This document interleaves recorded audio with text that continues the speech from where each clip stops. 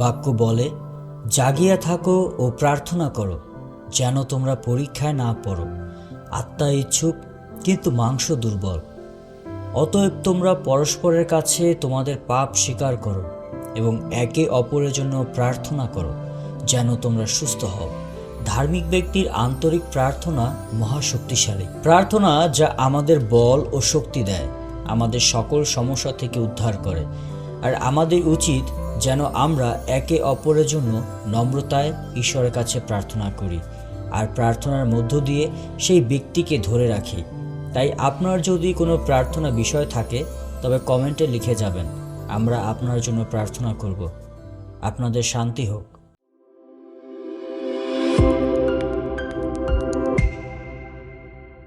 হে আমার প্রাণ, সদাপ্রভুর ধন্যবাদ করো। হে আমার অন্তরস্থ সকল, তাহার পবিত্র নামের ধন্যবাদ করো। হে আমার প্রাণ, সদাপ্রভুর ধন্যবাদ করো, তাহার সকল উপকার ভুলিয়া যাইও না। তিনি তোমার সমস্ত অধর্ম ক্ষমা করেন, তোমার সমস্ত রোগের প্রতিকার করেন। তিনি কূপ হইতে তোমার জীবন মুক্ত করেন, দয়া ও করুণার মুকুটে তোমাকে ভূষিত করেন। তিনি উত্তম দ্রব্যে তোমার মুখ তৃপ্ত করেন, ঈগল পক্ষীর ন্যায় তোমার নতুন যৌবন হয়।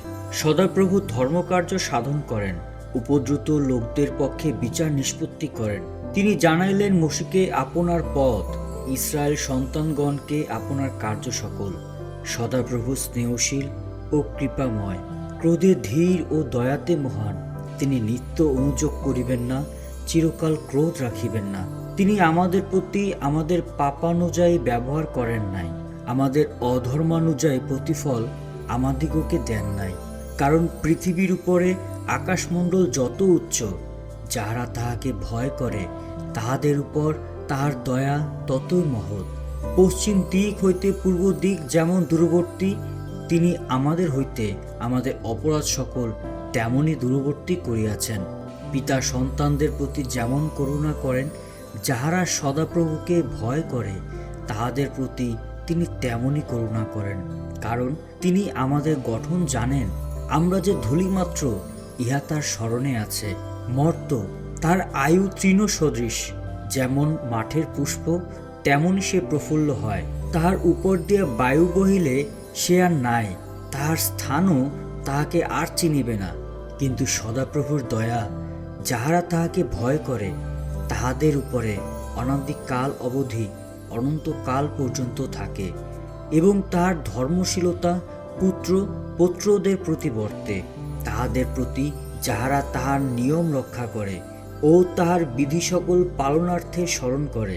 সদাপ্রভু স্বর্গে আপন সিংহাসন স্থাপন করিয়াছেন, তাহার রাজ্য কর্তৃত্ব করে সমস্তের উপরে। সদাপ্রভুর দূতগণ তাহার ধন্যবাদ করো। তোমরা বলে বীর, তাহার বাক্য সাধক, তাহার বাক্যের রব শ্রবণে নিবিষ্ট।